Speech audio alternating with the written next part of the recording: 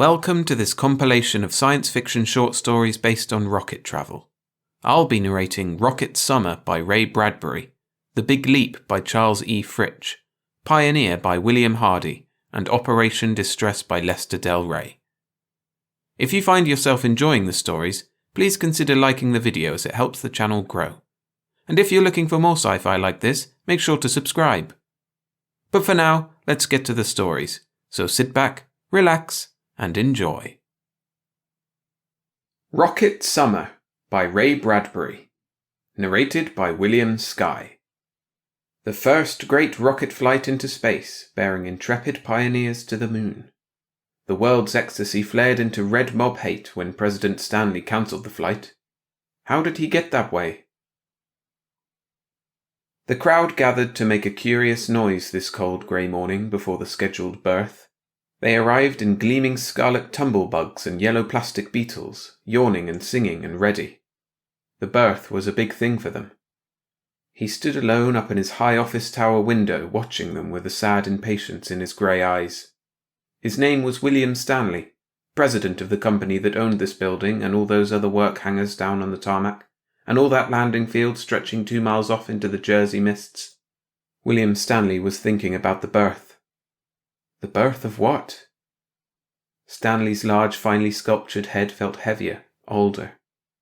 Science, with a scalpel of intense flame, would slash wide the skulls of engineers, chemists, mechanics in a titanic caesarean, and out would come the rocket. "Yezzer! Yezzer!" he heard the far-off faint and raucous declarations of the vendors and hawkers. "Buy your rocket toys! Buy your rocket games! Rocket pictures! Rocket soap! Rocket teethers for the tiny tot! Rocket, rocket, rocket! Hey!" Shutting the open glassite frame before him, his thin lips drew tight. Morning after morning, America sent her pilgrims to this shrine. They peered in over the translucent restraint barrier as if the rocket were a caged beast. He saw one small girl drop her rocket toy. It shattered and was folded under by the moving crowd's feet. "Mr. Stanley!" "Huh? Oh, Captain Greenwald. Sorry, forgot you were here." Stanley measured his slow, thoughtful steps to his clean-topped desk. "Captain," he sighed wearily, "you're looking at the unhappiest man alive." He looked at Greenwald across the desk. "That rocket is the gift of a too generous science to a civilization of adult children who fiddled with dynamite ever since Nobel invented it. He got no further. The office door burst inward. A tall, work-grimed man strode swiftly in, all oil, all heat, all sunburnt, wrinkled leather skin. Rocket flame burnt in his dark, glaring eyes. He stopped short at Stanley's desk, breathing heavily, leaning against it. Stanley noticed the wrench in the man's fist. "Hello, Simpson." Simpson swore bitterly. "What's all this guff about you stopping the rocket tomorrow?" he demanded. Stanley nodded. "This isn't a good time for it to go up." Simpson snorted. "This isn't a good time," he mimicked. Then he swore again. "By George, it's like telling a woman her baby's been stillborn." "I know it's hard to understand." "Hard hell!" shouted the man. "I'm head mechanic. I've worked 2 years. The others have worked too, and the rocket'll travel tomorrow, or we'll know why." Stanley crushed out his cigar inside his fist. The room swayed imperceptibly in his vision. Sometimes one wanted to use a gun. He shook away the thought. He kept his tongue. Simpson raged on. "Mr. Stanley, you have until 3 this afternoon to change your mind. We'll pull strings and you'll be out of your job by the weekend. If not," and he said the next words very slowly, "how would your wife look with her head bashed in, Mr. Stanley?" "You can't threaten me." The door slammed in Stanley's face. Simpson was gone. Captain Greenwald put out a manicured hand. On one slender finger shone a diamond ring. His wrist was circled by an expensive watch. His shiny brown eyes were invisibly cupped by contact lenses. Greenwald was past 50 inside. Outside he seemed barely 30. "I advise you to forget it, Stanley. Man's waited 1,000,000 years for tomorrow." Stanley's hand shook, lighting a cigarette. "Look here, Captain. Where are you going?" "To the stars, of course." Stanley snapped out the alcohol match. "In the name of heaven, stop the melodrama and inferior semantics. What kind of thing is this you're handing the people? What'll it do to races, morals, men and women?" Greenwald laughed. "I'm only interested in reaching the moon. Then I'll come back to Earth and retire, happily, and die." Stanley stood there tall and very grey. "Does the effect of the introduction of the crossbow to English and French history interest you?" "Can't say I know much about it." "Do you recall what gunpowder's invention did to civilization?" "That's irrelevant." "You must admit if there'd been some subjective planning with the auto and airplane, millions of lives would have been saved, and many wars prevented. An ethical code should have been written for all such inventions, and strictly observed, or else the invention forfeited." Greenwald shook his head, grinning. "I'll let you handle that half of it. I'll do the travelling. I'm willing to abide by any such rules if you'll draw them up and enforce them. All I want is to reach the moon first. I've got to get downstairs now. We're still loading the ship, in spite of your decree. We expect to get around you somehow. I'm sympathetic, of course, to your beliefs. I'll do anything you say, except ground the rocket. I won't get violent, but I can't vouch for Simpson. He's a tough man with strong notions." They walked from the office to the dropper. Compression slid them down to ground level, where they stepped out, Stanley still re-emphasizing his beliefs. "For centuries science has given humanity play toys, ships, machines, guns, cars, and now a rocket, all with supreme disregard for man's needs." "Science," announced Greenwald as they emerged onto the tarmac, "has produced via private enterprise greater amounts of good than ever in history. Why, consider the medical developments." "Yes," said Stanley doggedly. "We cure man's cancer and preserve his greed in a special serum. They used to say, starve a cold, stuff a fever. Today's fever is materialism. All the things science has produced only touch the body. When science invents something to touch the mind, I'll give it its due. No, you cloak your voyage with romantic terminology. Outward to the stars, you cry. Words. What's the fact? Why this rocket? Greater production? We have that. Adventure? Poor excuse to uproot Earth. Exploration? It could wait a few years. Lebensraum? Hardly. Why then, Captain? Eh? Murmured Greenwald distractedly. Ah, here's the rocket now. They walked in the incredible rocket shadow. Stanley looked at the crowd beyond the barrier. Look at them. Their sex still a mixture of Victorian voodoo and clabbered Freud. With education needing reorientation, with wars threatening, with religion and philosophy confused, you want to jump off into space? Stanley shook his head. Oh, I don't doubt your sincerity, Captain. I just say your timing's poor. If we give them a rocket toy to play with, do you honestly think they'll solve war, education, unity, thought? Why, they'd propel themselves away from it so quickly your head'd swim. Wars would be fought between worlds. But if we want more wars, let's have them here, where we can get at their sources, before we leap to the asteroids seeking our lost pride of race. What little unity we do have would be broken by countries and individuals clamouring and cutthroating for planets and satellites. Pausing, Stanley saw the mechanic standing in the rocket shadow, hating him. Outside the barrier, the crowd recognised him. Their murmur grew to a roar of disapproval. Greenwald indicated them. They're wondering why you waited so long before deciding to stop the rocket. Tell them I thought there'd be laws controlling it. Tell them the corporations played along, smiling and bobbing to me until the rocket was completed. Then they threw off their false faces and withdrew the legislation only this morning. Tell them that, Captain, and tell them the legislation I planned would have meant a slow, intelligent rocket expansion over an era of 3 centuries. Then ask them if they think any businessman could wait even 5 minutes. Captain Greenwald scowled. All I want to do is prove it can be done. After I come back down, if I can help in any way to control the rocket, I'm your man, Stanley. After I prove it's possible, I don't care what in hell happens. Stanley slid into his copter, waved morosely at the captain. The crowd shouted, waved its fist at him over the barrier. He sat watching their distorted, sullen faces. They detested him.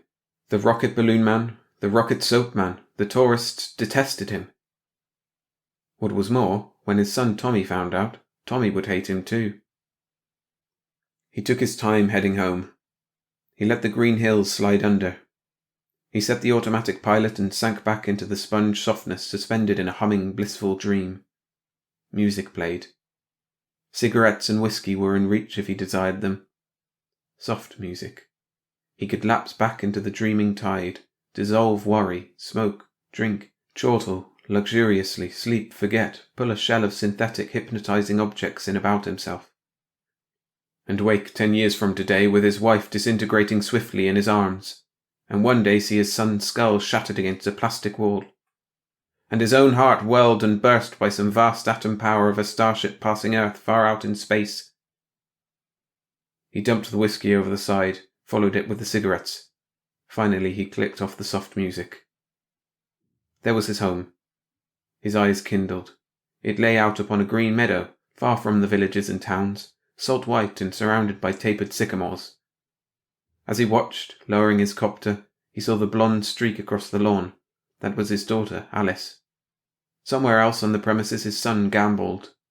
Neither of them feared the dark. Angrily, Stanley poured on full speed. The landscape jerked and vanished behind him. He wanted to be alone. He couldn't face them yet. Speed was the answer. Wind whistled, roared, rushed by the hurtling copter. He rammed it on. Colour rose in his cheeks. There was music in the garden as he parked his copter in the fine blue plastic garage. Oh, beautiful garage, he thought. You contribute to my peacefulness. Oh, wonderful garage, in moments of torment I think of you, and I am glad I own you. Like hell. In the kitchen, Althea was whipping food with mechanisms. Her mother sat with one withered ear to the latest audio drama. They glanced up, pleased. "Darling, so early!" she cried, kissing him. "How's the rocket?" piped mother-in-law. "My, I bet you're proud." Stanley said nothing. "Just imagine," the old woman's eyes glowed like little bulbs. "Soon we'll breakfast in New York and supper on Mars." Stanley watched her for a long moment, then turned hopefully to Althea. "What do you think?" She sensed a trap. "Well, it would be different, wouldn't it? Vacationing our summers on Venus, winters on Mars, wouldn't it?" "Oh, good Lord," he groaned.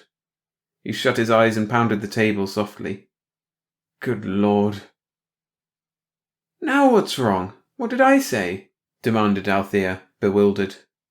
He told them about his order preventing the flight. Althea stared at him. Mother reached and snapped off the audio. "What did you say, young man?" He repeated it. Into the waiting silence came a distant pshoo. Running in from the dining room, flinging the kitchen door wide, his son ran in, waving a bright red rocket in one grimy fist. "Pshoo! I'm a rocket! Gangway! Hi, Dad!" He swung the ship in a quick arc. "Gonna be a pilot when I'm 16? Hey!" He stopped. "What's everybody standing around for?" He looked at Grandma. "Grammy?" He looked at his mother. "Mum?" And finally at his father. "Dad?" His hand sank slowly. He read the look in his father's eyes. "Oh, gosh." By 3 o'clock that afternoon, he had showered and dressed in clean clothes. The house was very silent. Althea came down and sat in the living room and looked at him with hurt, stricken eyes. He thought of quoting a few figures at her. 5 million people killed in auto accidents since the year 1920. 50,000 people killed every year now in copters and jet planes. But it wasn't in the figures. It was in a feeling he had to make her feel. Maybe he could illustrate it to her. He picked up the hand audio, dialed a number. "Hello, Smitty?" The voice on the other end said clearly, "Oh, Mr. Stanley." "Smitty, you're a good average man, a pleasant neighbour, a fine farmer. I'd like your opinion. Smitty, if you knew a war was coming, would you help prevent it?" Althea was watching and listening. Smitty said, "Hell yes, sure." "Thanks, Smitty. One more thing. What's your opinion of the rocket?" "Greatest thing in history. Say, I heard you were going to—" Stanley did not want to get involved. He hurriedly excused himself and hung up. He looked directly at his wife. "Did you notice the separation of means from end?" Smitty thinks two things. He thinks he can prevent war, that's one. He thinks the rocket is a great thing, that's number two. But they don't match, unfortunately. The rocket isn't a means to happiness the way it'll be used. It's the wrong means, and with the wrong means you invariably wind up with a wrong end. A criminal seeks wealth. Does he get it? Temporarily. In the end he suffers. All because he took the wrong means. Stanley held his hands out uselessly. How can I make you understand?" Tears were in her eyes. "I understand nothing, and don't need to understand. Your job, they'll take it away from you and fly the rocket anyway." "I'll work on the legislation again, then." "And perhaps be killed? Oh, please, Will." Killed. He looked at his watch. Exactly 3. He answered the audio when it buzzed.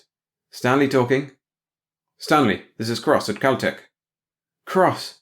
Good Lord, it's good to hear you." "I just heard the new flash," said Cross. He had the same clipped, exact voice he'd had years ago, Stanley realized. "You're really on the spot this time, aren't you, Will? That's why I called. I like your ideas on machinery. I've always thought of machines myself as nothing but extensions of man's frustrations and emotions, his losses and compensations in life. We agree. But you're wrong this time, Will. You made a mistake today." "Now don't you start on me. You're my last friend," retorted Stanley tiredly. "What else could I do? Destroy the rocket?" "That would be negative. No good. Give them something positive. Tell them to go ahead," advised Cross pleasantly enough. "Warn them, like a kindly father, of the consequences. Then, when their fingers are burnt—" "Humanity might go down the drain," finished Stanley abruptly. "Not if you play your cards right, control the variables. There must be some way around them without getting yourself mangled. I'm ready to help when you have a plan. Think it over." "I still think blowing the damn thing up would be—" "They'd build a bigger one. And they persecute you and your family the rest of your life," explained Cross logically. "You and I may know that science hasn't contributed one whit to man's mental progress, but Mr. Everyman likes his babies diapered in disposable tissues and likes to travel from Siberia to Johnstown like an infuriated bullet. You can't stop them, you can only divert them a bit." Stanley grasped the hand audio tightly. He listened. A great roar of copters sounded out in the afternoon sky directly overhead. The house shook. Althea sprung up lithely and ran to look out. "I can't talk any more, Cross. I'll call you back. They're outside, waiting for me now." Cross's voice faded like a dream. "Remember what I tell you. Let them go ahead." Stanley walked to the door, opened it, stepped half through. A radio voice boomed out of the bright blue sky. "Stanley!" it shouted. It was Simpson's voice. "Stanley! Come out and talk! Come out and tell us, Stanley! Stanley!" Althea would not stay in. She walked with him out onto the moist green lawn in the open. The heavens were flooded with copters whirling. The sun shook in its place. Copters hung everywhere like huge hummingbirds, swivelling, whirring. 500 of them at least, shadowing the lawns and shaking the housetops. "Oh, there you are, Stanley!" Stanley shaded his eyes. His lips drew away from his teeth in a grimace as he stared upward, tense and afraid. "It's after 3 o'clock, Stanley!" came the dull boom of words. In this moment, with the spiralling copters suspended over his lawn, over his wife and children and house, over himself and his beliefs, Stanley swallowed, stepped back, put his hands down and let the idea grow within him. Yes, he would give them their rocket. He would give it to them. You cannot fight the children, he thought. They must have their green apples. If you refuse them, they will find a way around you. Go along with their illogical tide and make logic of it. Let the children eat their full of green apples, many, many green apples, to swell their vast stomach into sickness. Yes. A slow smile touched the corners of his mouth, vanished. The plan was complete. The voice from the sky fell on him like an iron fist. "Stanley! What is your word now? How will you speak now? With 1,000 pounds of nitroglycerin over your home, how will you talk?" The copters sank, malignantly. Thunder swept the lawn. Althea's brilliant amber skirt flared in the wash of it. "Will the rocket fly, Stanley?" From the corners of his aching, straining eyes, Stanley saw his son poised in the window, watching him. "Raise your right hand and wave it," thundered the sky voice, "if the answer is yes." Stanley made them wait for it. He wetted his lips with a slow tongue, then gradually, very casually, he raised his right hand, palm up, and waved it to the thundering sky. A torrent of exultation poured in a Niagara from the heavens. 500 audios blasted, cheered, exulted. The trees ripped and tore in the cyclone of energy and explosion. The noise continued as Stanley turned, took Althea's elbow, and steered her blindly back to the door. The little black jet plane dropped out of the midnight stars. Moments later, Cross was getting out of it, crossing the dark lawn, grasping Stanley's hand warmly. "Made good time, eh?" Inside, they downed their glasses of brandy first, then got to business. Stanley outlined his plan, his contacts, his psychology. He was pleased and excited to see an extraordinary smile of approval come to Cross's pink, round face. "Excellent! Now you're talking!" cried Cross. "I like your plan, Stanley. It places the blame right back on the people. They won't be able to persecute you." Stanley refilled the glasses. "I'll see to it you're on the rocket tomorrow. Greenwald, he's the captain, will cooperate, I'm certain, when the trip is over. It's up to you and Greenwald then." They raised their glasses. "And when it's all over," observed Cross slowly, "we'll have the long, hard struggle to revise our educational system, to begin to apply the scientific method to man's thinking, instead of just to his machines. And when we've built a logical, subjective world, then it'll be safe to make machines of all and any kinds. Here's to our plan. May it be completed." They drank. The next day, 2 million people spread over the rolling hills, through the tiny Jersey towns, sitting atop bugs and plastic beetles. An excitement pervaded the day. The sky was a blue vacuum, the copters grounded by law. The rocket lay gleaming and monstrous and silent. At noon, the crew ambled across the tarmac, Captain Greenwald leading. Cross walked among them. The huge metal doors slammed, and with a blast of gargantuan flame, the rocket heaved upward and vanished. People cheered and laughed and cried. Stanley watched his son and daughter and mother-in-law do likewise. He was deeply pleased to see that Althea did not join them. Hand in hand, they watched the sky dazzlement fade.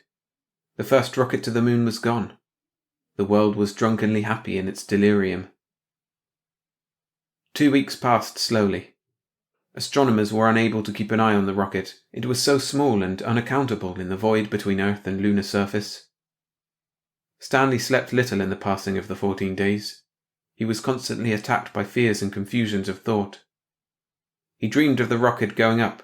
He had seen men month on month walking in the metal shadow of their wonderful rocket, patting it with their greasy, calloused hands, loving it with their quick, appreciative eyes.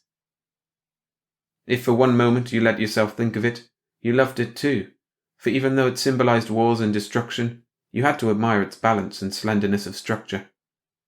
With it you could rub away the fog cosmetic of Venus, redelineate its prehistorically shy face. And there was Mars too. Man had been imprisoned 1,000,000 years. Why not freedom now, at last? Then he labelled all these fantasies by their correct name, escape, and settled back to wait the return of the rocket. "The moon rocket is returning! It will land this morning at 9 o'clock!"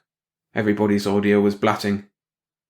Like a yellow seed, the rocket dropped down the sky to sprout roots of flame on which to cushion itself. It fried the tarmac, and a vast deluge of warm air rushed across the country for miles. People sweltered amidst a sudden rocket summer. In his tower room, William Stanley watched, solemn and wordless. The rocket shimmered. Across the cooling tarmac the crowd rioted, bursting through the barrier, sweeping the police aside in elation. The tide halted and boiled and changed form, layer upon layer. A vast hush came upon it. Now the round airlock door of the rocket jetted out air in a compressed sigh. The thick door, sandwiched into the ship hull, took 2 minutes to come outward and pull aside on its oiled hinge work.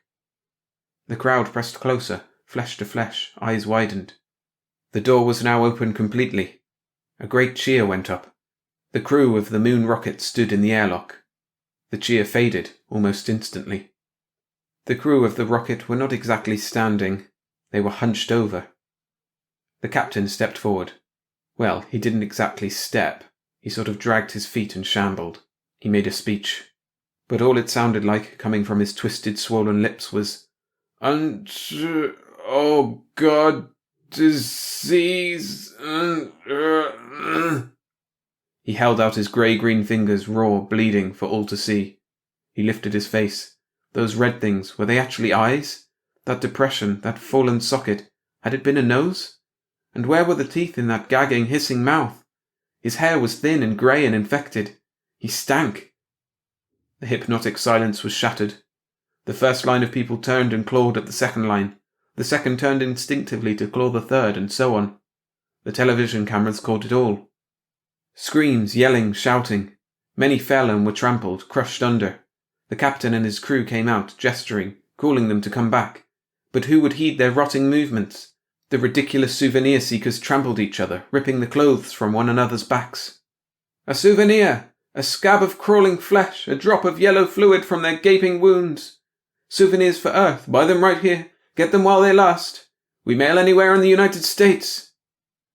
The characters in order of appearance. The captain, the astrogator, held sagging between two astronomers, who were followed by 16 mathematicians, technicians, chemists, biologists, radio men, geographers, and machinists. Shamble forth, gentlemen, and bring the brave new future with you. The balloon vendor, in flight, jettisoned his entire stock. Rubber rockets floated wildly, crazily bobbling, bouncing the river of rioting heads until they were devoured, exploded, and crumpled underfoot. Sirens sounded. Police beetles rushed to the field exits. 10 minutes later the tarmac was empty. No sign of captain or crew. A few shreds of their fetid clothing were found, partially disintegrated. An audio report 5 minutes later stated simply, "The captain and crew were destroyed on orders of the Health Bureau. An epidemic was feared." The sounds of riot faded. The door to Stanley's office opened. Someone entered and stood behind him and closed the door. Stanley did not turn from the window for a moment. 50 people injured, 5 of them critically. I'm sorry for that. But it was a small price for the world's security. He turned slowly. A horrible creature stood, diseased and swollen, before him. A captain's uniform, filthy and torn, hung tattered from the disgusting flesh. The creature opened its bleeding mouth. "How was it?" asked the creature muffledly. "Fine," said Stanley. "Did you reach the moon?" "Yes," replied the creature. "Captain Greenwald sends his regards to you. He says he knows we can do it again and again, any time we want now, and that's all he wanted to know. He wishes you luck and tells you to go ahead. We landed the rocket on the way back from the moon, first of all up at Fairbanks, Alaska, outside the settlement, naturally during the night. Things worked as you planned them. We changed crews there. There was a minor fight. Simpson and the original crew, including Captain Greenwald, are still up there under psychohypnosis. They'll live out their lives happily, unaware, with new names. They won't remember anything. We took off from Fairbanks again this morning with the new crew and our act all rehearsed. I think we did all right." "Where's the substitute crew now?" inquired Stanley. "Downstairs," said the creature. "Getting psychoed themselves. Getting mental blocks inserted so they'll forget they ever fooled the world today. Then we'll send them back to their regular jobs. Can I use your shower?" Stanley pressed a button. A panel slid aside. "Go ahead." The creature pulled its face around the edges until it shed off into its hands a grey-green pallid mask of plastic rubber. The sweating pink face of Cross appeared. He wriggled his fingers next until the green-grey chemically bleeding horror gloves sucked off. He tossed these into a wall incinerator. "The day of the rocket is over," he said quietly. "They'll be putting your bill up before the World Legislature tomorrow, or I miss my guess. Carefulness, thought, and intellect will now get a start. Humanity is saved from itself." Stanley watched Cross walk into the shower cube, peel, and switch on the spray. He turned to the window again. 2 billion people were thinking tonight. He knew what they were thinking. Outside he heard the explosion as the health department blew up the great rocket. That was all. The sound of water on the shower tiles was a good, clean sound.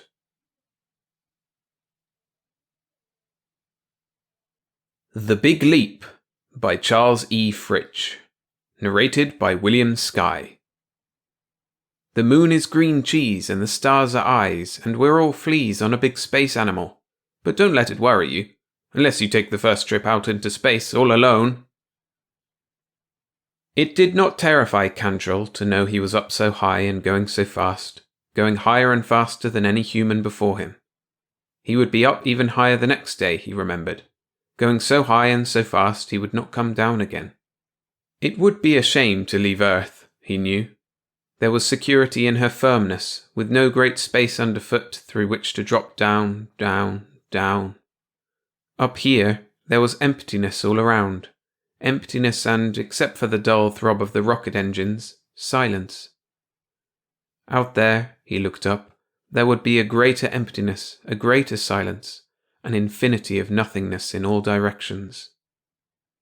He felt suddenly cold at the thought, and then shame swept over him, forcing the paralysis aside. Fear of the unknown again, he thought distastefully. No matter how much the psychologists tried, they could not erase that icy, prickling sensation that came with its contemplation. They were all children when it came to space, kids frightened by the dark alleys of the universe, fearing the bogeyman that waited lurking in the velvet depth through which no one had passed before. Probably they would find nothing out there to fear, nothing at all, and yet the feeling would go on and on, whenever men had to face the unknown, whenever they had to force themselves whistling past silent graveyards that contained only the fear of fear.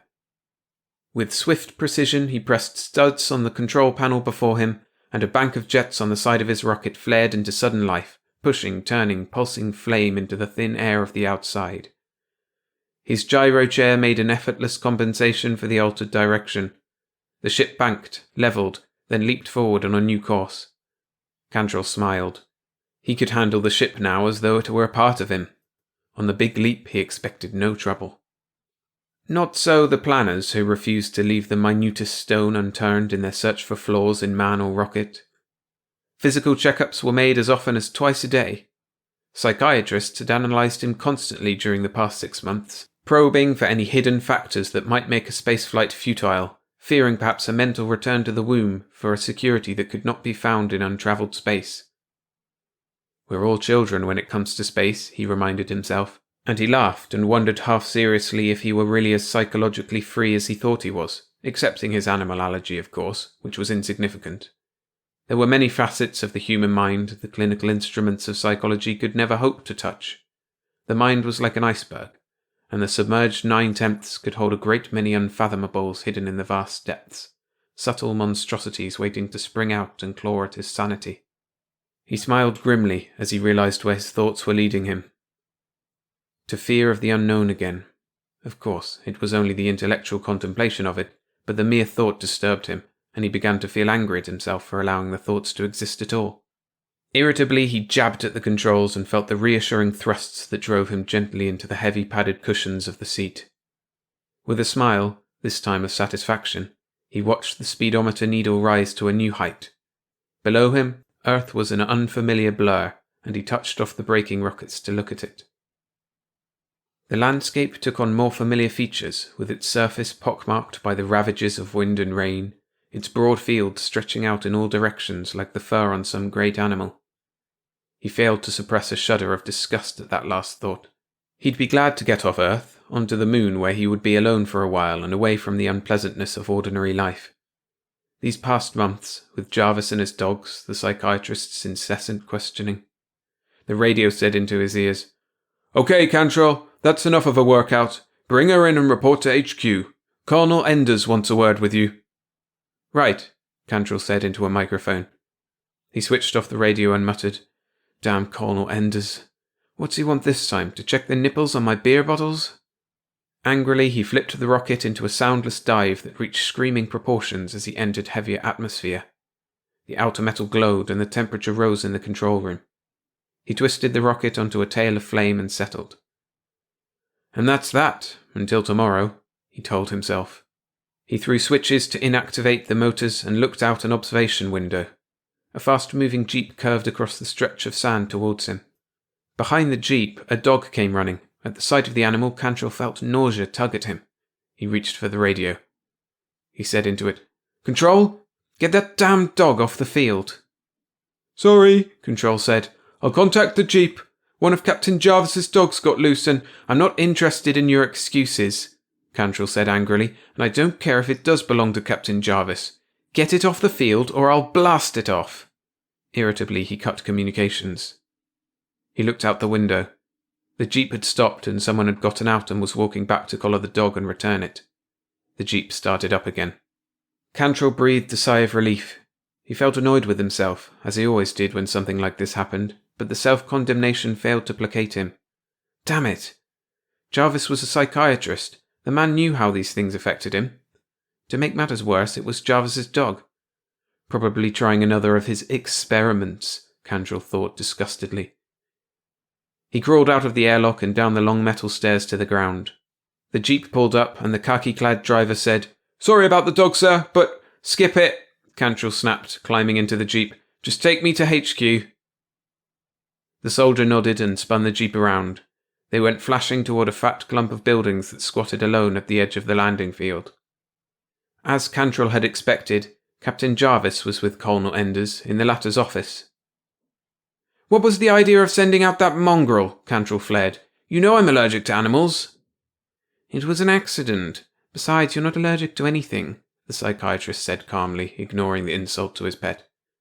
You're rationalizing a pathological fear. Now see here, Captain Jarvis held up a placating hand. Or hatred, if you wish, of animals. Okay, I don't like animals, Cantrell said. We've been over that a dozen times. So what? I suppose you still think it has some bearing on my going to the moon and back? The psychiatrist shrugged. Who knows? It might have. Colonel Enders said, I'm beginning to agree with Cantrell, Captain. We're not going to find anyone perfect, it seems, so we may as well take those with the best qualifications. Cantrell certainly isn't going to encounter animals in space, and there's no life on the moon. Our foremost scientists assure us of that. But can you be sure? The psychiatrist wondered. Can they be sure? Can anybody be sure? Scientists don't have all the right answers about our Earth, much less the other planets. We know as much about Earth as a flea knows about the dog or cat he's on. Cantrell grimaced at the analogy. That's why we're going up, to find a few answers. Anyway, tomorrow I'll be on my way because I've got the qualifications for it, animals or no animals. And if the moon has creatures on it that resemble dogs or cats or even fleas, I'll be mighty surprised. How about you, Colonel? Don't drag me into your arguments, Cantrell, the Colonel sighed. I'm a military man, not a scientist. Both the Earth and the moon may be green cheese for all I know. The main thing I'm interested in is that you get up there and back safely. I will, Cantrell promised. I hope you do, Captain Jarvis said earnestly. I'm not trying to heap obstacles in your path, Cantrell. It's just that we know so little about anything that even an allergy like yours might be a hazard. Suppose up there, for example, it suddenly took on cockeyed proportions and went to lesser animals. Suppose a fly accidentally got aboard the rocket. You might even open a hatch to get away from it, and forget to put on your spacesuit. Thank the fates I'm not a military man, Jarvis, and can speak freely, Cantrell said dryly. You already know I don't like you, and I'm beginning to like you even less. Come, Colonel Evans said hastily. There's no point in arguing. We can't get perfection, I'm afraid. Cantrell here's the closest to our qualifications we could get, physically and psychologically, consistent with the right background for the job. Tomorrow at noon the rocket's going to take off with Cantrell aboard, and then we'll know. Yes, the psychiatrist said steadily, and then we'll know. Cantrell turned to Colonel Evans. Will that be all, Colonel? Evans glanced hastily at Jarvis and nodded. That's it, I guess, until tomorrow at noon. Right, Cantrell said. See you, and he went out. Once outside in the warm afternoon sun, he mentally damned Jarvis and Evans, classifying them both as incompetents who drew military salary for putting red-taped impediments in the way of progress. The rocket should have taken off months ago. He shrugged, trying to content himself with the thought that tomorrow he'd be away from them, away floating in the pure emptiness of space. Even so, the mere thought of Jarvis irritated him, made his fingers itch for the man's throat. Him and his talk of animal fears. Okay, so he hated animals. Well, he had good reason to. Ever since that dog had attacked him when he was a child, he'd hated dogs. And then the hatred spread to other animals. Why not? For they all were potentially dangerous, and sometimes it even made him sick to think of them. It made sense when you stopped to consider it carefully. He'd moved to the city, to the great steel canyons that imprisoned only specimens of humanity, and for years never saw an animal. Now he was in the open again, in the great desert and the plains. But there were no animals, only the dogs Captain Jarvis insisted on keeping. Nuts to Captain Jarvis, he said. The next morning he felt the same way. He was called into HQ for last-minute instructions that were the same as those laid out months ago. Cantrell knew them by memory, but the excitement of the impending blast-off prevented his being bored, or even from being annoyed by the psychiatrist's inevitable presence. Now there was nothing to prevent the leap of the Earthbound into space. Not even Jarvis could delay it now. The jeep drove Jarvis, Evans and Cantrell to the waiting rocket. They got out. Evans offered his hand. Goodbye, Cantrell. Come back in one piece. Sorry I was so hard on you, Cantrell, Jarvis said, extending his hand. I hope you make it okay. Cantrell nodded and took the man's hand. Thanks. I expect to. He climbed the ladder to the airlock door and stood there for a moment watching the jeep carry its passengers across the field to a safe distance. Then he went inside and strapped himself into the seat. Okay, Cantrell, Control said. Blast off when ready. Right, Cantrell said into the radio. He closed the airlock door and checked pressure gauges. In 10 seconds, he said, activating the firing mechanism. Mentally he counted. 10, 9, 8, 7. The rocket shuddered, and Cantrell found himself pressed suddenly into the seat. In the view screens, Earth spun dizzily away from him.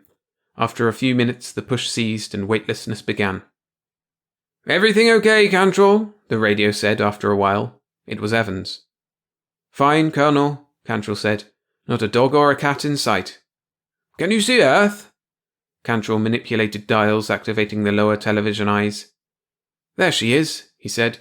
Looks real impressive. I can see nearly all of North America now, and a good part of the Pacific. The land looks queer from up here, he frowned. Something like... He broke off, staring. Like what? Jarvis's voice demanded suddenly. It looks like what, Cantrell? Cantrell shook his head bewilderedly. Nothing, he said uncertainly. He felt a sudden irritation that Jarvis couldn't let him alone, even with so much of space intervening. It looks like I'm going to make it to the moon, that's all. You were going to say something else, Cantrell. What? Let him alone, Jarvis, Evans whispered. He's got enough to worry about. That's right, Cantrell said irritably, and I'm going to worry about it in silence. He reached for the radio switch. But Cantrell, Evans said, then the radio went dead. Cantrell grinned and watched Earth getting smaller below. The grin faded as he thought of his almost spoken comparison of a few minutes before, of the land resembling the shriveled skin of an animal. Jarvis would have made much of that, of course, with his psychiatric ramblings. Yet the comparison was disturbing just the same. Why did he torture himself? He regarded Earth skeptically, hoping to subdue the irrational thoughts. Certainly the shape was not that of an animal, at least not an Earth animal. But then it wouldn't have to be, he reminded himself, and felt doubly irritated at the reminder. It looked very different from the globes he'd seen picturing the planet. It looked almost alive. From this height, great forests resembled tiny hairs. Mountain ridges and canyons were skin blemishes and pores. The great oceans looked like giant mouths, open and hungry. Cantrell laughed nervously. It was ridiculous. Yet the more he looked, the more Earth receded below him, the more the resemblances increased. He stared at the planet. It was ridiculous, but there were even several portions below that looked like great eyes staring at him. As he watched, one blinked. Cantrell screamed. The sound was shrill in the narrow control chamber. Then he cursed and felt ashamed. I'm going crazy, he told himself. His voice was hoarse. Jarvis was right. But the thought failed to help. The sudden feeling of terror was still with him, and he found himself trembling. It was only a cloud, he told himself. Only a cloud passing over a section of land that, from this distance, looked like an eye. He tried to laugh away the fear, but the sound stuck in his throat. He felt his heart beating faster than it should. No, he said desperately, looking away. No, I'm okay. My mind is clear, and I'm all right. It's just being up here that gives a guy the jitters. Fear of the unknown. Things look different when you're not close to them. Got to calm down. Take it easy. His hands trembled. Scientists don't have all the right answers, even about our Earth here, Jarvis had said. We know as much about Earth as a flea knows about the dog or the cat he's on. The words echoed in Cantrell's memory, and he forced himself to look down at Earth. It was a planet, that was all, an inanimate mass and nothing more. As much as a flea knows. But was it possible that a flea might not realize the animal he was on was an animal? He had a headache, and he shook his head in an effort to clear it. His vision blurred, refocused with astounding clarity. Lines flowed together with sudden meaning. Before his gaze, rivers became veins, eyes stared at him curiously, ocean mouths yawned. The truth burst upon him then, with a sudden flash that drove his blood coursing through his body, with a realization that jerked him as though he had been struck with a whip. He laughed insanely at the thought, and the laughter exploded in the narrow cabin and flowed over him in torrents, echoing. He was the only one in the world who could see things as they really were. He was as certain of that as he was of his own existence. He knew now, and his was the only knowledge. Earth was a space animal, the humans parasites like fleas on a cat or a dog, and the Earthlings didn't know. They didn't even suspect. The radio buzzed. He pressed a button. "Cantrell," Evans's harassed voice came. "This is an order. Maintain contact at all times until the moment you set foot back on Earth. Understand?" Cantrell laughed with his strange secret knowledge. "I'm not coming back," he said happily. He was the only one who could escape this animal, the only one, and he felt elated at this, felt a sense of power he'd not known. "I'm not going to be a parasite crawling on the back of an animal." The thought sickened him and he gagged. "Cantrell," it was Jarvis. "Cantrell, listen to me." "No," Cantrell said. "You listen to me." And he told them about Earth being a space animal. His mind rebelled at the thought, but he forced himself on, for he wanted Jarvis to suffer down there. He wanted them all to suffer with the knowledge of what they were. Where was their pompous self-importance now, their flea's dream of conquering the universe? "He was crazy," Evans whispered. "Cantrell, listen to me," Jarvis said. But Cantrell was staring in horrified fascination at Earth dwindling below, at the space animal watching him. "No!" he cried. "No, it's too late!" And he shut off the radio and ripped the wires from their moorings. Ahead of him lay the moon. He switched screens to look at it. It was chalky and pockmarked, like the skin of a diseased animal. Great iridescent veins glowed through its body. From a crater bed, a great baleful eye regarded him. Cantrell screamed again and frantically pressed studs on the control panel. The rocket shot flame from its side tubes and turned in a short arc, swinging the moon from sight. The forward view screen showed the stars now, and beyond them an infinite blackness. "I'll be safe out there," Cantrell told himself. The rocket leaped forward. "You were right," Evans said bitterly, putting down the radiophone with a gesture of helplessness. "Now what do we do?" Jarvis shrugged. "Start over," he said. "What else is there to do? Find someone else to pilot another rocket." "Someone without Cantrell's hallucinations," Jarvis amended. "And pray that they were hallucinations," Jarvis amended further. Evans looked at him sharply. "What do you mean?" Jarvis said calmly. "My favourite theme, Colonel. Simply that we don't know much about this blob of matter we're on. One factor disturbs me. While Cantrell was afraid of animals, he never imagined he saw them. Outside of his one idiosyncrasy, he was a very sound person." "What are you getting at?" Evans demanded irritably. "That it's unfortunate Cantrell had this animal fear. It's much too easy to blame that for what he saw. As a psychiatrist, I suppose I should say that's the reason for it. I might be right. But it has also occurred to me I might be rationalizing." He leaned forward, intensely serious. Just suppose for a minute that maybe we're the ones who are wrong.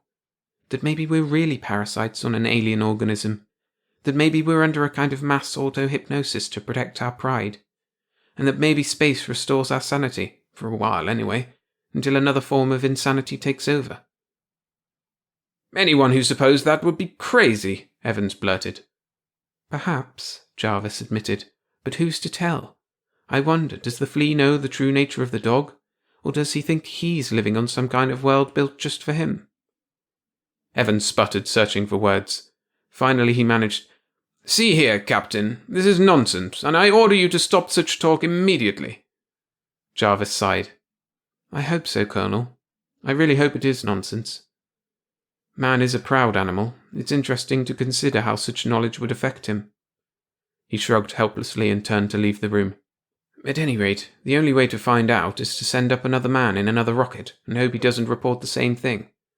If he does, we'll just blame it on one of his psychological quirks and try again. But for all we know about this universe, Earth might be a space animal, a type of life so close to us and yet so alien we don't even recognize it. Or don't want to." Colonel Evans wet his lips. Do you really believe that, Captain?" Jarvis considered the question. "No," he said slowly. "No, I don't. But I do think it points up an important fact. When a man gets out there in space, cut off from everything he's ever known, allergies, idiosyncrasies, personal likes and dislikes. Everything on a conscious and a subconscious level may take on an exaggerated importance. "You make it a big problem," Evans said. "It is a big problem," Jarvis sighed. "At any rate, I'm going to volunteer for the next flight. That's the least I can do for Cantrell." He went out. The colonel stared after him, puzzled and slightly indignant. He shook his head. The man was crazy. Earth, an animal, the idea was preposterous. But the thought hammered at him, repeating. Jarvis was right, of course, when he said it was undoubtedly psychological. And yet just suppose... Trembling, he shook off the thought and looked out at the field, the buildings, the sky, Earth's pale satellite emerging from the sky like a child following in the wake of its mother. They say the moon came out of Earth, he thought suddenly, and the analogy struck home. The man in the moon looked down at him, and he turned hastily away. The afternoon was warm, but Colonel Evans suddenly felt very cold. If you're enjoying the stories, remember to hit the like button and support the channel. Thanks. Pioneer by William Hardy. Narrated by William Skye. If you could travel through time to a few years hence, you'd find a stone monument in honour and memory of a brave deed you may shy away from. I didn't much like the way Max, that's the guy who trained me, fastened the broad leather straps over my body. There was a smell of nervous excitement in the air, and Max's hand trembled as he fumbled with the buckles. Thinking back on it, the whole morning had been like that. Nervous and excited. Right after breakfast, Max had given me a good bath and loaded me in the car.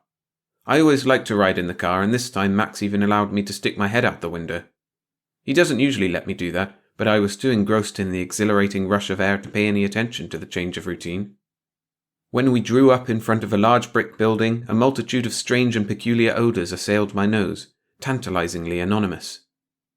Max's big hand caught me before I got halfway through the window. That disgusted me, because I wanted to investigate the funny smells, and I pouted all the way into the building. As the events of the next hour progressed, I got madder and madder.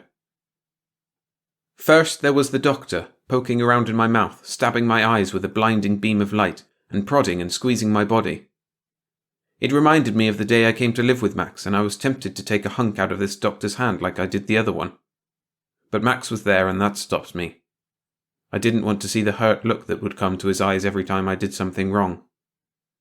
After the doctor finished, Max led me into a gleaming white room where I was surrounded by a gushing mob of women dressed in white uniforms. Their ohs and ahs, and isn't he beautiful? I'm not beautiful, and I detest the description. Put the finishing touch to what had once been a wonderful day. I flopped to the floor, trying to ignore them. Then, indignities of indignities, one of the girls tried to pick up my 80 pounds of blue-grey masculinity. That was the last straw.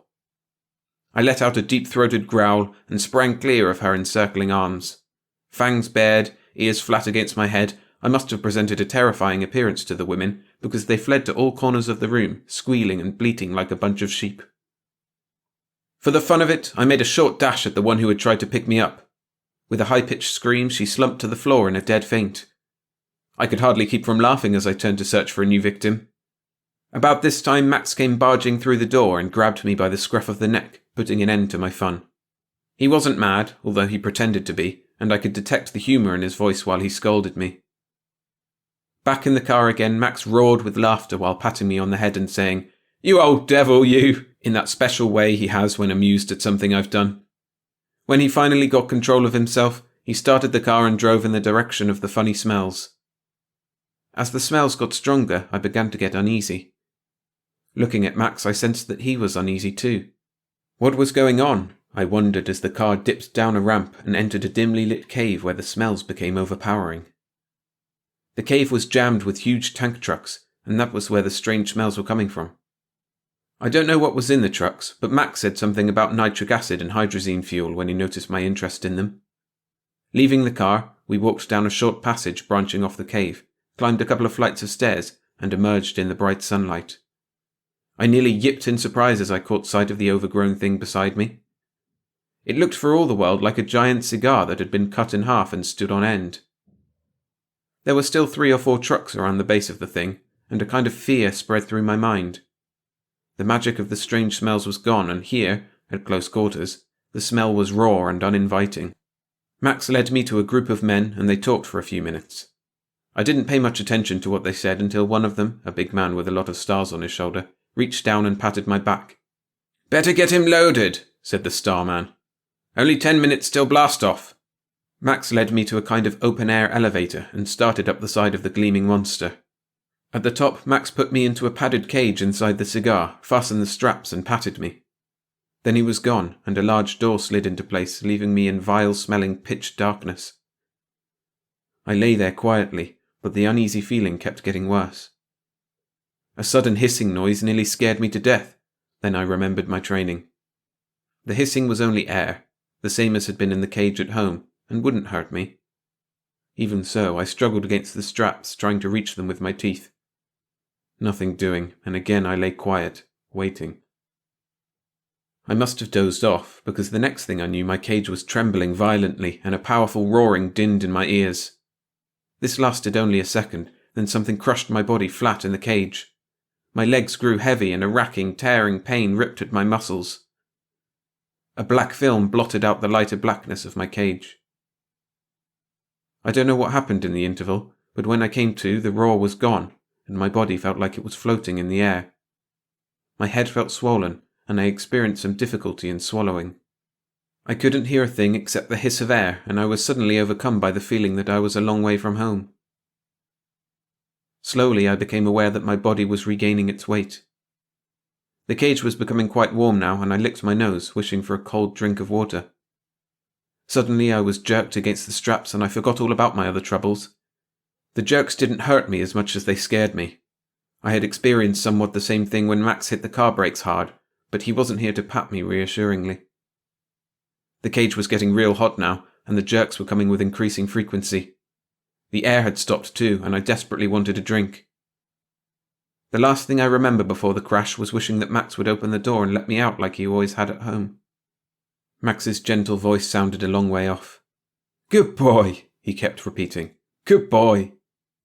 I couldn't find the strength to open my eyes, so I just lay quietly and listened to the talk, thankful that the smell, that had penetrated the entire day, was gone now. "I was afraid that those parachutes wouldn't cut the speed enough to get him down alive," said the starman who had patted my back earlier. "No sign of radiation," said a strange voice. "His blood count is normal, and he isn't hurt physically unless there are internal injuries." "What about his weakness?" asked Max, patting me. "You'd be weak too if you had been through the ordeal he has," said Strange Voice. "He'll get over that soon and live to father a good many space puppies."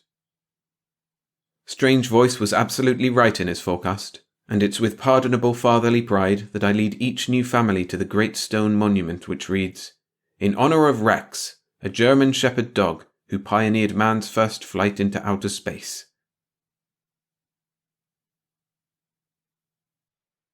Operation Distress by Lester Del Rey. Narrated by William Skye. Explorers who dread spiders and snakes prove that heroism is always more heroic to outsiders. Then there's the case of the first space pilot to Mars who developed the itch. Bill Adams was halfway back from Mars when he noticed the red rash on his hands. He'd been reaching for one of the few remaining tissues to cover a sneeze, while scratching vigorously at the base of his neck. Then he saw the red spot, and his hand halted, while all desire to sneeze gasped out of him. He sat there, 5 feet 7 inches of lean muscle and bronzed skin, sweating and staring, while the blonde hair on the back of his neck seemed to stand on end. Finally, he dropped his hand and pulled himself carefully erect. The cabin in the spaceship was big enough to permit turning around, but not much more, and with the ship cruising without power, there was almost no gravity to keep him from overshooting his goal. He found the polished plate that served as a mirror and studied himself. His eyes were puffy, his nose was red, and there were other red splotches and marks on his face. Whatever it was, he had it bad. Pictures went through his head, all unpleasant.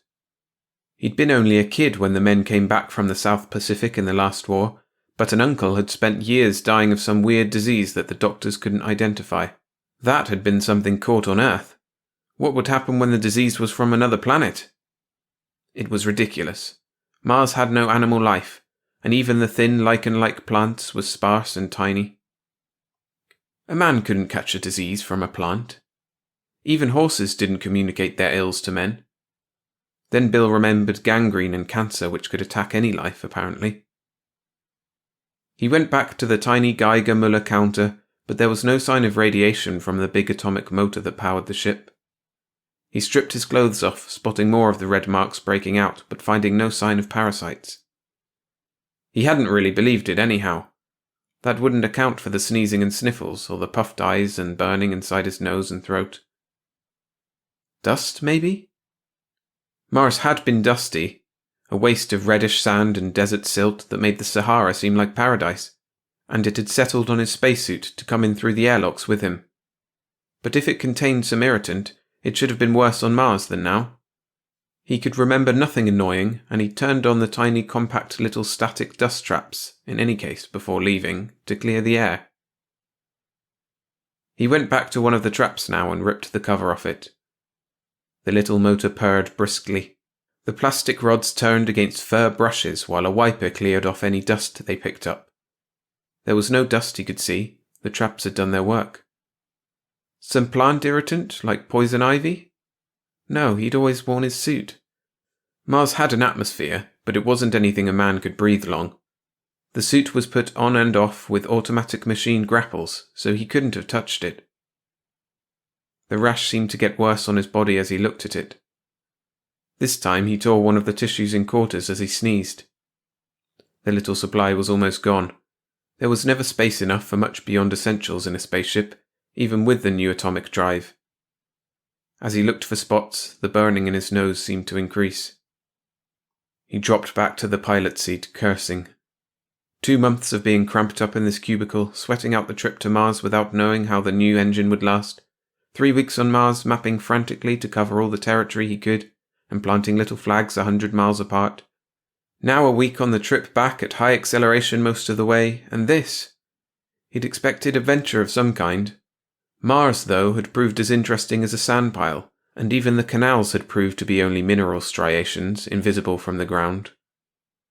He looked for something to do, but found nothing. He'd developed his films the day before, after carefully cleaning the static traps and making sure the air was dust-free.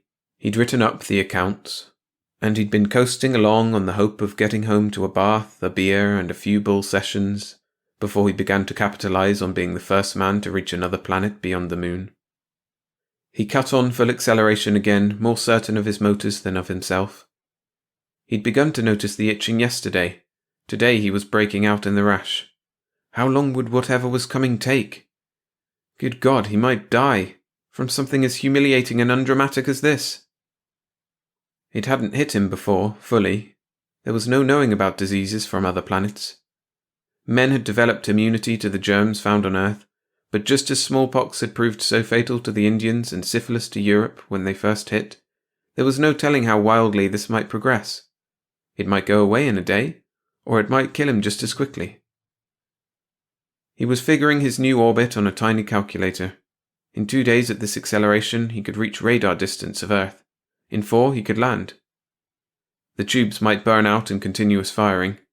But the other way, he'd be 2 weeks making a landing, and most diseases he could remember seemed faster than that. Bill wiped the sweat off his forehead, scratched at other places that were itching, and stared down at the small disk of Earth.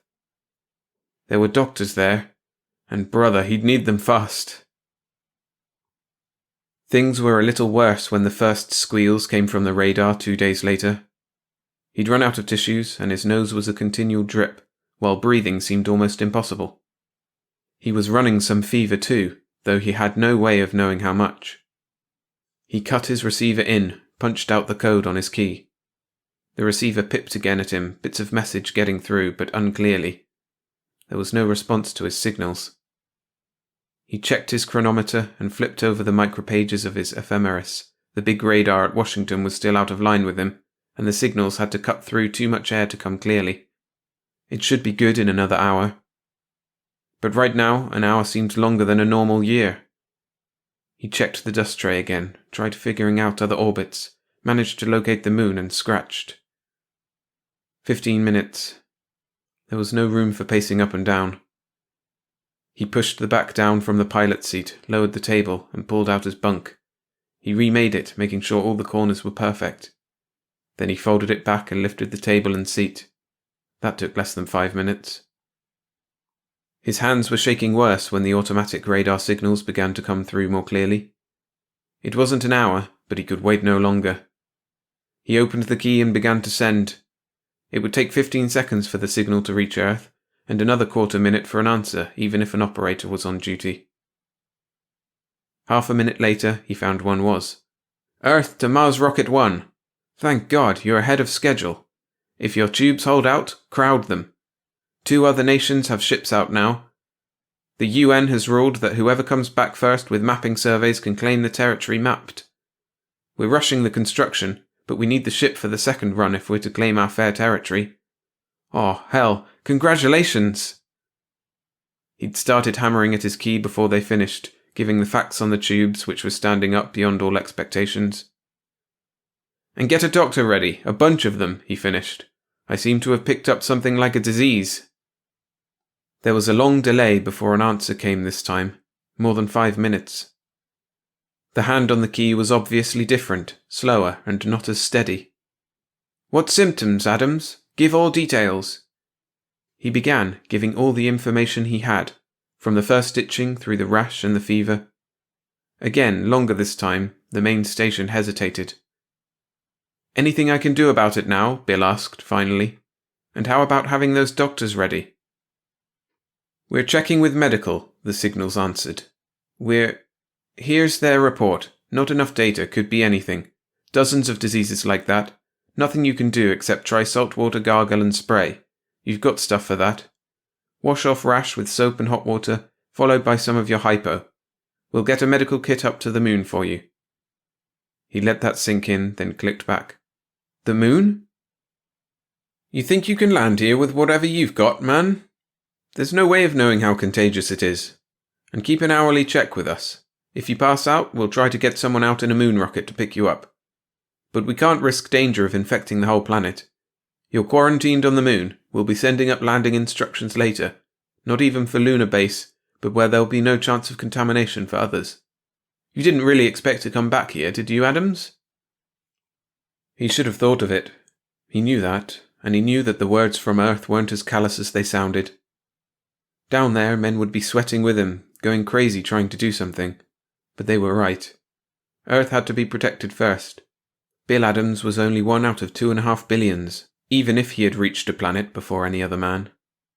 Yeah, it was fine to be a hero, but heroes shouldn't menace the rest of the world. Logically, he knew they were right.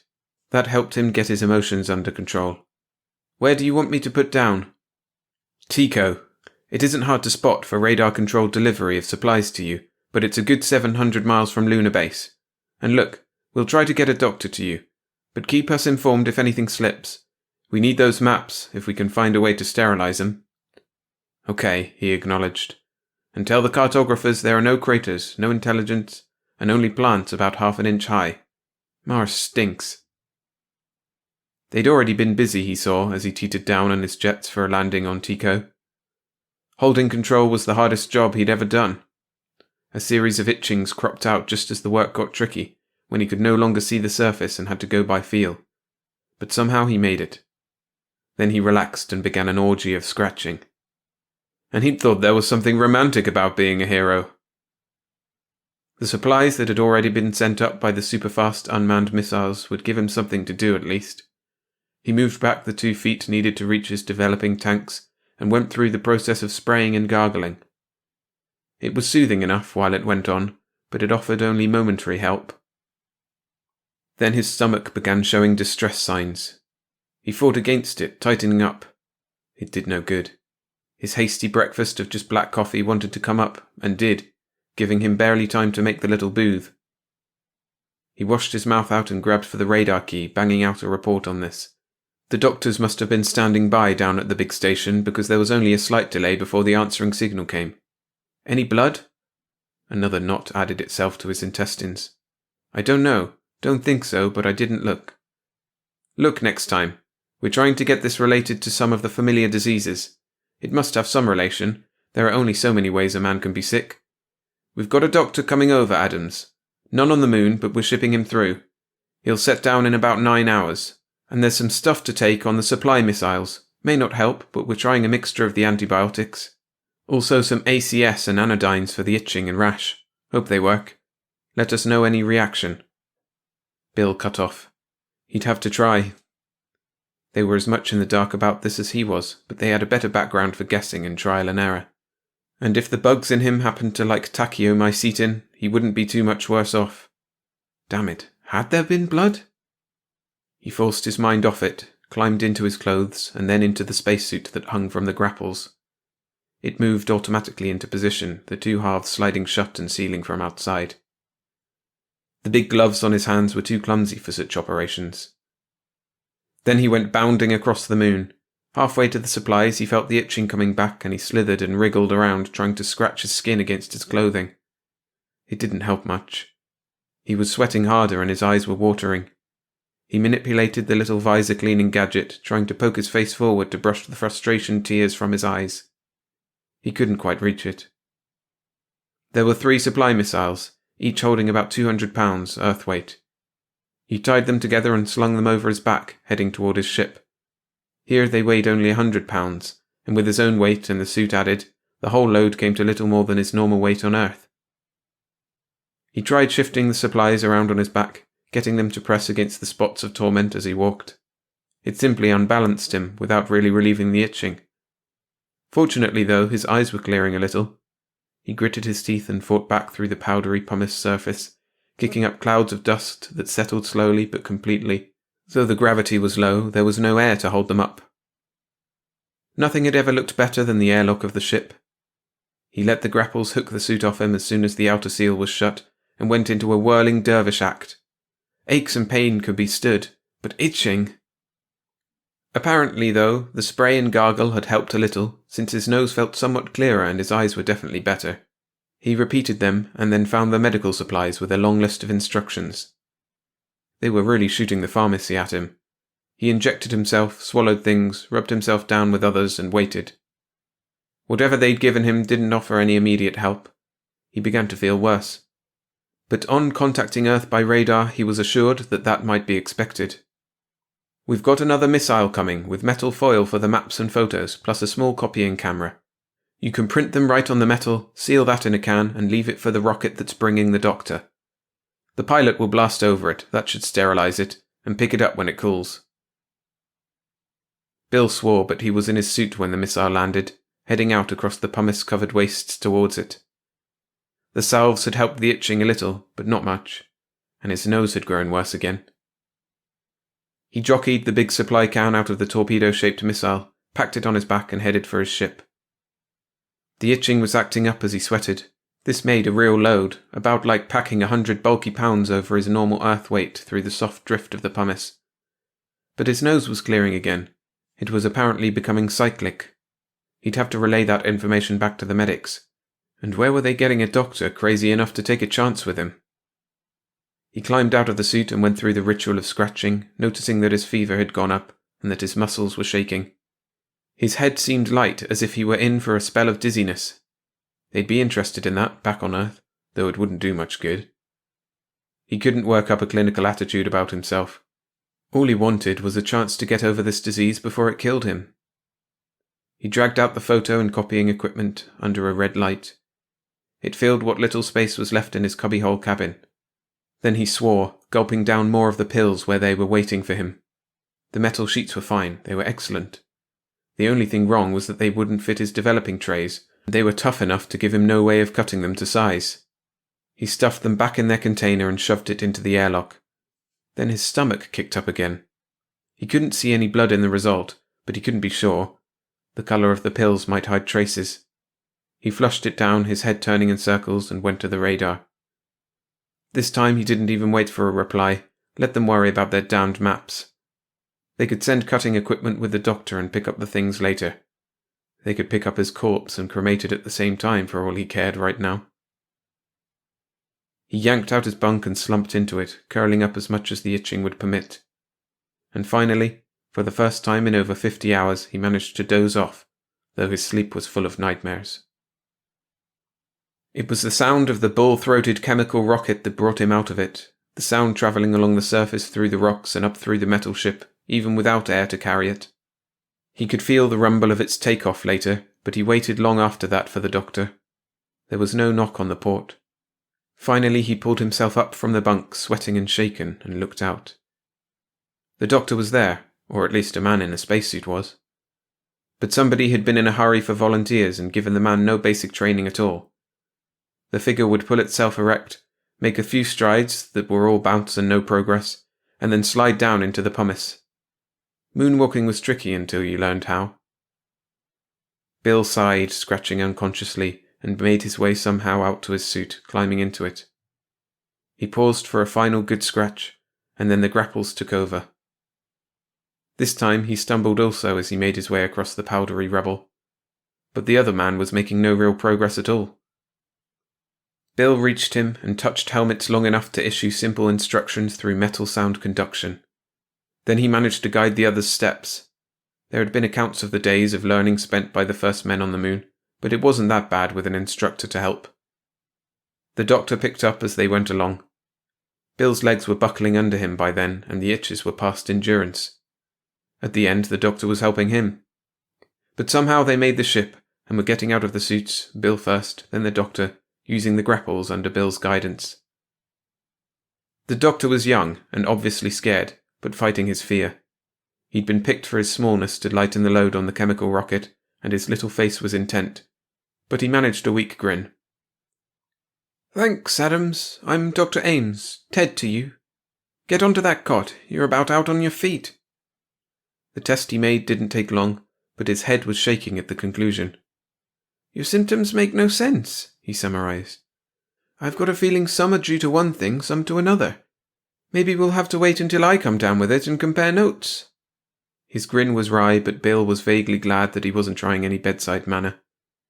There wasn't much use in thanking the man for volunteering. Ames had known what he was up against, and he might be scared, but his courage was above thanks. "What about the maps?" Bill asked. "They tell you?" "They've left cutters outside. I started to bring them. Then the pumice got me. I couldn't stand upright in it. They'll pick up the maps later, but they're important. The competing ships will claim our territory if we don't file first." He knocked the dust off his instrument and wiped his hands. Bill looked down at the bed to see a fine film of moon silt there. They'd been bringing in too much on the suits. It was too fine and the traps weren't getting it fast enough. He got up shakily, moving toward the dust trap that had been running steadily. But now it was out of order, obviously, with the fur brushes worn down until they could generate almost no static against the rod. He groped into the supplies, hoping there would be replacements. Ames caught his arm. "Cut it out, Adams. You're in no shape for this. Hey, how long since you've eaten?" Bill thought it over, his head thick. "I had coffee before I landed." Dr. Ames nodded quickly. "Vomiting, dizziness, tremors, excess sweating? What did you expect, man? You put yourself under this strain, not knowing what comes next, having to land with an empty stomach, skipping meals and loading your stomach with pills, and probably no sleep. Those symptoms are perfectly normal." He was at the tiny galley equipment, fixing quick food as he spoke, but his face was still sober. He was probably thinking of the same thing that worried Bill. An empty stomach didn't make the itching rash, the runny nose and eyes, and the general misery that had begun the whole thing. He sorted through the stock of replacement parts, a few field sisters, suit wadding, spare gloves, cellophane-wrapped gadgets. Then he had it. Ames was over, urging him toward the cot, but he shook him off. "Got to get the dust out of here. Dust'll make the itching worse. Moon dust is sharp, Doc. Just install new brushes. Where are those instructions? Yeah, insert the cat's fur brushes under the—" "Cat's fur? Is that what they use, Doc?" "Sure, it's cheap and generates static electricity. Do you expect sable?" Bill took the can of soup and sipped it without tasting or thinking, his hand going toward a fresh place that itched. His nose began running, but he disregarded it. He still felt lousy, but strength was flowing through him, and life was almost good again. He tossed the bunk back into its slot, lifted the pilot's stool, and motioned Ames forward. "You operate a key. Hell, I am getting slow. You can contact Lunar Base by phone, have them relay. There. Now tell them I'm blasting off pronto for Earth, and I'll be down in 4 hours with their plans." "You're crazy." The words were flat, but there was desperation on the little doctor's face. He glanced about hastily, taking the microphone woodenly. "Adams, they'll have an atomic bomb up to blast you out before you're near Earth. They've got to protect themselves. You can't." Bill scratched, but there was the beginning of a grin on his face. "Nope, I'm not delirious now, though I damn near cracked up. You figured out half the symptoms. Take a look at those brushes, cat's fur brushes, and figure what they'll do to a man who was breathing the air and who was allergic to cats. All I ever had was a jerk in planning who didn't check my medical record with trip logistics. I never had these symptoms until I unzipped the traps and turned them on. It got better whenever I was in the suit breathing canned air. We should have known a man can't catch a disease from plants." The doctor looked at him and at the fur pieces he'd thrown into a waste bin, and the whiteness ran from his face. He was seeing his own salvation, and the chuckle began weakly, gathering strength as he turned to the microphone. "Cat asthma. Simple allergy. Who'd figure you'd get that in deep space? But you're right, Bill, it figures." Bill Adams nodded as he reached for the controls and the tubes began firing, ready to take them back to Earth. Then he caught himself and swung to the doctor. "Doc," he said quickly, "just be sure and tell them this isn't to get out. If they'll keep still about it, so will I." He'd make a hell of a hero on Earth if people heard of it, and he could use a little of a hero's reward. "No cat calls, thanks." Thanks for listening to this compilation of rocket travel short stories. Make sure to subscribe to the channel to get more videos like this and listen to the many other short stories I've narrated. You can find another compilation and a playlist on screen now.